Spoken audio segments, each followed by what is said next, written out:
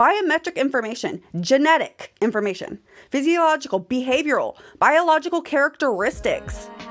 Don't be fooled by misinformation. They'll straighten it all out on your local news station. So I just got done making this video, and I have to say that this entire time that I've been making it, I feel like I keep feeling like there's like bugs crawling all over me, all over my head and everything. I feel like what keeps happening is like my ears, it's not like a ringing in my ears, it's like a, you know what I mean? Like all the sound goes away in my ears, and like I'm like, what is going on? Like my whole head. And then I'm getting this wow, it feels like I'm getting like shocked in my head. This is while I'm making this video. I don't know if it could be some kind of mental thing with me thinking that this is happening, but this is so real to me. My ears are burning. Like it feels like I'm like getting burnt. Oh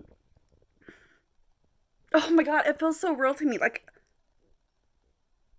it's like a wow, like in my head. What else I found really interesting is looking all over the internet. I can't find one lawyer, one person that's made a video like what I'm making right now about the privacy policy, about any privacy policy. I can't find any videos on YouTube, BitChute, nothing. Or articles about the privacy policies and what's in it and what exactly it means, how they're exactly collecting this information. I can't find any of that. Where is all this? Like, is nobody in the world, no lawyers, nothing looking into this kind of information? What the fuck? I have never been taking a video and had my camera lag like that on the video while it's still taking a video. That was really weird. So I was looking at Xfinity Comcast Privacy Policy, and it says that they may share your information with like government officials and stuff to investigate theft or illegal activity, to ensure or secure online environment, and to protect health and safety. So if they get a subpoena under the applicable law, they might have to give your information to government. But not only that, with no subpoena, they can give your information to the government just to protect the health and safety of customers, employees, contractors, and the general public. It also states that sometimes they have to share your personal information that they're collecting with other companies to transmit, collect, process, or store information for them. And they require those services to keep your information confidential. Some of those services include accounting, auditing, and tax providers, and also insurance providers. Why would they need to give your personal information to insurance providers? And they don't explain. Those are the two sections that they don't give an explanation as to why, or what information they would be giving away. It may make a little bit more sense when you hear about some of the data that they are collecting through third parties, through your devices that are connected to the Wi-Fi, through Wi-Fi routers and signals, and through things such as aerial photography. Here's some of the information they're collecting. Records of personal property, products, or services purchases obtained or considered. How do they know what you're considering? Consumer history and tendencies. And then here's the biometric information, genetic information, physiological, behavioral, biological characteristics, activity patterns used to extract a template or other identifier or identifying information such as fingerprints, face prints, scans of the hands or face geometry, voice prints, iris and retina scans, keystroke, gait, or other physical patterns, as well as sleep, health, and exercise data.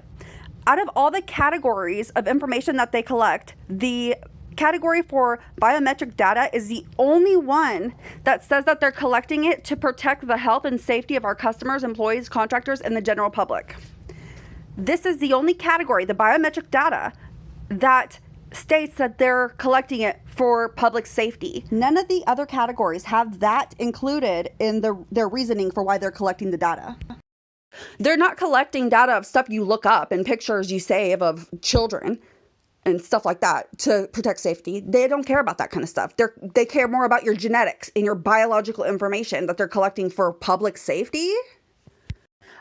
Geological location, precise physical location or movements, sensory data, audio, electronic, visual, thermal, olfactory, or similar information. And they're using your Wi-Fi router that you have plugged in to access all this kind of information. So I didn't know what olfactory meant, so I looked it up, and it says basically it's your sense of smell, or like relating to the sense of smell. And that made me look at that whole section differently of sensory data, because if they were talking about like odors or scents in like your surroundings, then wouldn't they have just said that rather than olfactory? So then I was thinking, when they say sensory data, things like audio and visual, are they talking about audio and visual that they're getting from your device? Or are they talking about your senses, your own senses that they're collecting? Like what exactly you're seeing and how that's being processed, and what exactly you're hearing and how you're processing that. X-ray vision is becoming a reality, thanks to researchers at the Massachusetts Institute of Technology. Graduate students have developed software that uses Wi-Fi signals to recognize silhouettes behind walls. This is a device that basically tracks people through wireless signals. It can do so in a variety of ways, from motion to identifying who a person is based on the shape of their skeleton, as well as measuring their breathing and heart rate. Can you hold your breath? Including a thermal visual of where you're at in your house and where everybody is at in your house. And sound audio. They're saying that they use the controller to record all kinds of audio. Interference drawn from other personal information, such as profile reflecting a person's preferences, characteristics, psychological trends, predispositions, behaviors, attitudes, intelligence, abilities, and aptitudes. They also say to protect you from spyware and viruses and harmful communication, they provide services that will block unwanted and harmful communications and programs. These tools may automatically scan your emails, videos, mails, instant messages, file attachments, and other files and communications. So what they're saying is they have software tools installed into their internet that blocks out things like viruses and spam, but also harmful and unwanted communication. They don't define what that means or what that is, but they're saying that they will look through all your stuff and block it from the internet, from their internet, if people are using Comcast Wi-Fi or Xfinity Wi-Fi. And I'm guessing that harmful and unwanted communication is up to their discretion. And let's not forget, they also had said a couple times that they will contact government officials in order to protect people's health in the community. They also say that they are storing photographs of your porch and your front door and aerial photographs of your home in order to assess network safety and compliance. So this is what prompted me to even look at their privacy policy, or what, brought it to my attention, was in January 21, I signed up for Comcast for $33.99 a month. Then in mid-December 21, I got a email saying that they were going to be charging me an increased amount of $3. So when I got a new debit card, I attempted to change it in the system so that it would do the automatic payments out of a different card, because the other card had been shut off. And for some reason online, it said that I didn't have the authority to change the card. So just what I've been doing is I'd get an email that said that Comcast attempted to take automatic payment of $39.99. It started saying that in January. And so I figured $39.99 was like the extra money, the extra monthly price that they were talking about. And maybe they estimated a little bit lower than it ended up being. So it kept saying Comcast attempted to take $39.99 out of your account, and it didn't work, so you have to pay your bill.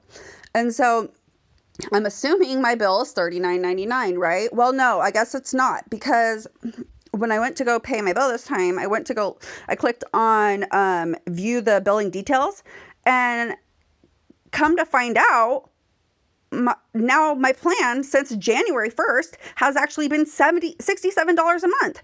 I never agreed to that. I've got no emails that said that they were changing the price other than that $3 increase. That's the only email I got. Nothing on January 1st, nothing. And not to mention, I've continued to get emails saying that they're attempting to take out automatic payment of $39.99. So that makes no sense. So I go to call Comcast, and this is just extraordinary to me. I can't believe this. This call may be monitored or recorded. For more information about our privacy practices, visit xfinity.com/privacy. Thanks for calling, Christina. Put the numbers of your street address as, is this the account you're calling about? Okay, give me a few seconds to review your account. Your account balance is $152, of which $73 is past due. We temporarily interrupted your service on March 28th. You need to make a minimum payment of the past due amount to restore service. Would you like to make a payment now? No. Good news. You're eligible to restore service today if you schedule a payment with us. Does that work for you? No. We're committed to keeping you connected. I can connect you with our Xfinity assistant to learn how we can help with flexible payment options. Would you like me to text you the link to your mobile on file ending in 4727? No. It's easy to complete your transaction with Xfinity Assist. An agent won't be able to help you until you've attempted to complete the transaction. Can I text you the link? No. Okay, let's continue. Sorry, but an agent won't be able to help you until you've paid the minimum of your past due balance. Would you like to make that payment now? No. Again, you'll need to pay the minimum of your past due balance before an agent can assist you. I have never heard of a company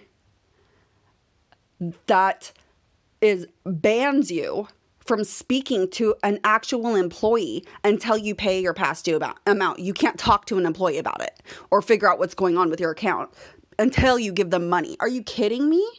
Are you kidding me? I'm going to Comcast actually right now after I'm done with this video and giving them back all their routers and crap and telling them to delete all my information. And I'm going to ask them about the genetic information that they're collecting and how exactly they're getting that information. Something's going on, I'm telling you. I can feel it from a mile away. And I know sometimes I'm wrong, but this time it's true. I can see it like it's standing right in front of my face. Backwards, backwards, everything is backwards. I'm unsure of anything that matters. Don't believe everything you hear on the news. They are just manufactured actors, banking on the next disaster. Things are getting worse. Distractors. Backwards, backwards, everything is backwards. Backwards, backwards, anything that matters. You can trust what they are telling you. Fact checkers and their conjecture. They are corruption deflectors. Should be called the fact oppressor. False funds you'll find connectors. Everything's the opposite of what it should be.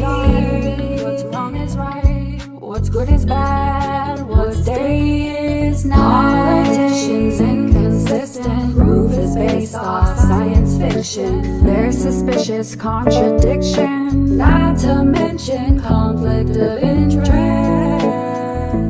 I'm telling you, I wish I was wrong, but this time it's true. Backwards, backwards, everything is backwards. Backwards, backwards, backwards, backwards. Anything that matters. I can feel it from a mile away.